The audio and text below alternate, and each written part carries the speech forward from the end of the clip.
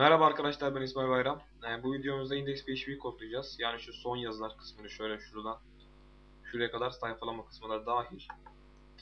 Hiç vakit kaybetmeden başlayalım. Hemen index PHP'mizi açıyorum.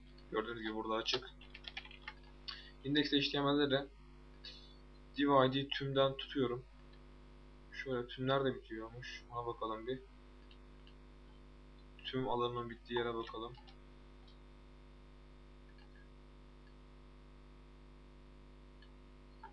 Footer'a kadar sürüyormuş. Sidebar'dan itibaren section alalım biz bir. Şuradan şöyle. Tümü de seçerim. Seçtim. Index PHP'ye getirip yapıştırdım. Şimdi sayfayı yenileyelim, bir ne olduğunu görelim. Gördüğünüz gibi böyle bir şey oldu. Neden böyle Türkçe karakterler gitti? Hemen kodlama türünü ayarlamamışız. Kesiyorum, kodlama türünü seçiyorum, yapıştırıyorum, sayfayı yeniliyorum. Aslında bunları ayarlamıştık ama bozulmuş herhalde sonradan. Her neyse. Hemen şöyle bir tane makale bırakılacak şekilde silelim.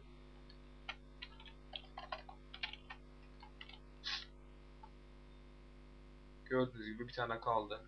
Hemen açıyorum sistemi. WordPress kod arşivini açıyorum. Ve yazı kodlarına geliyorum. Şunu seçiyorum. If a posts. Şurada article'dan önce hemen yapıştırıyorum. Ne açıklayacağım şimdi. Bu kod yazının olup olmadığını kontrol eder. Yani yazı döngüsünü. Eğer burada yazılar varsa listelemeyi aktif eder. Nereye listeleyecek tabi? Hemen onu da yapıyorum. Article'dan sonra da end while getiriyorum. Daha sonra da end if. End while kodu bu konuyu listeledikten sonra diğer konuya geçer. End if'te listelenecek tüm konuları listeler, tüm döngüyü bitirir. Evet, şimdi article'a geldik.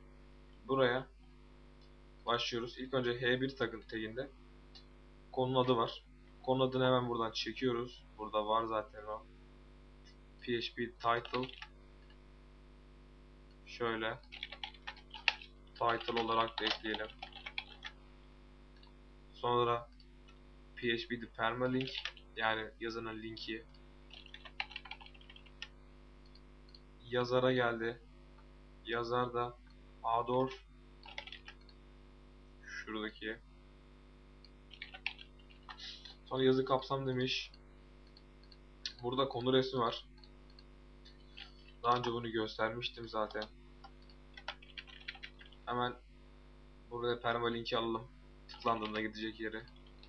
Onu da yaptım. Sonra title'a da PHP title dedim. Resmin başlığı. Etiket olarak da yazının başlığını verdim, atadım.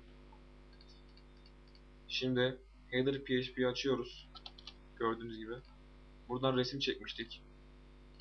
Hemen şu kodları, resim kodlarına kopyalıyorum.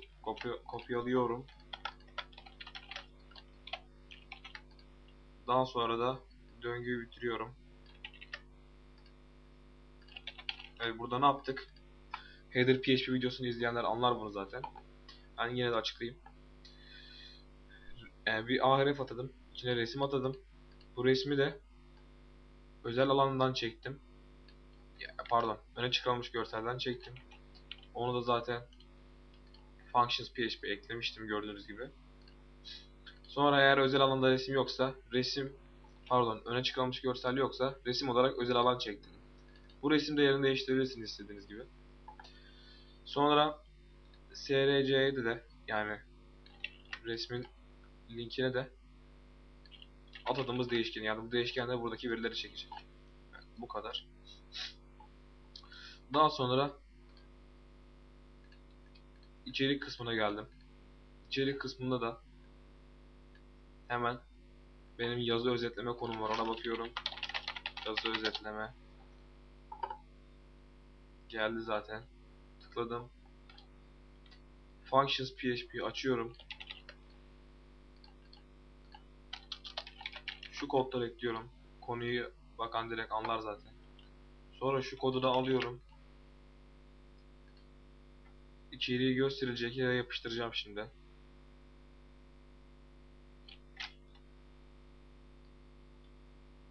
Şöyle. 600 kaç tane karakter listeleneceğini söyler. Ben 500 yaptım onu. Tabi bu kodlar da burada da var. Bunu da 550 yaptım. 2 rakam bağdaşık. Yani yazıyı özetledik burada. Ana sayfada yazının hepsi görünmesin diye. Burada da o fonksiyona göre yazıyı çektik. Şimdi istatistiklere geldik. Burada 33 okunma var. Okunma ayarlarına hemen bakalım. Kod eklemiş miyim ben? Evet, okunma sayısı. Tabii WordPress sistemi okuma sayısını tutmadığı için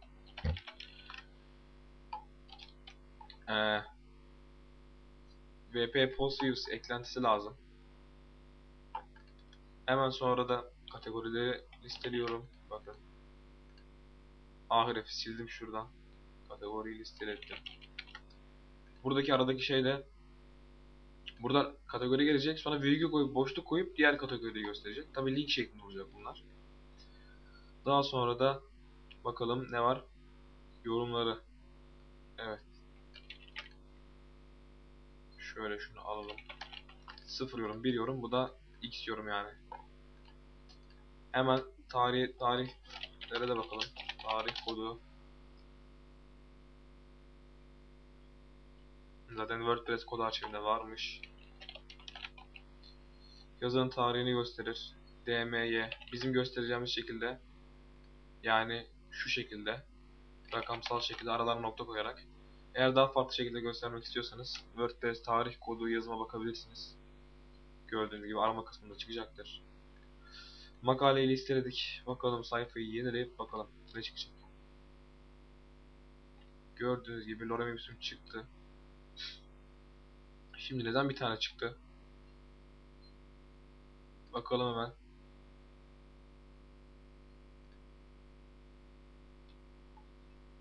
Evet, çünkü ben buraya 3 tane yazı listeleme vermişim.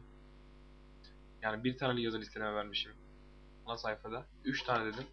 Şimdi 3 tane yazı var zaten. 3 yazının 3'ünü de listeleyecek. Gördüğünüz gibi listeledi. Şimdi bunların resimleri yok. Ondan çıkmadı arkadaşlar. Yoksa bunların resimleri çıkacaktı. Eğer resim eklemezseniz bu tarz şeyler olur. Kategoriler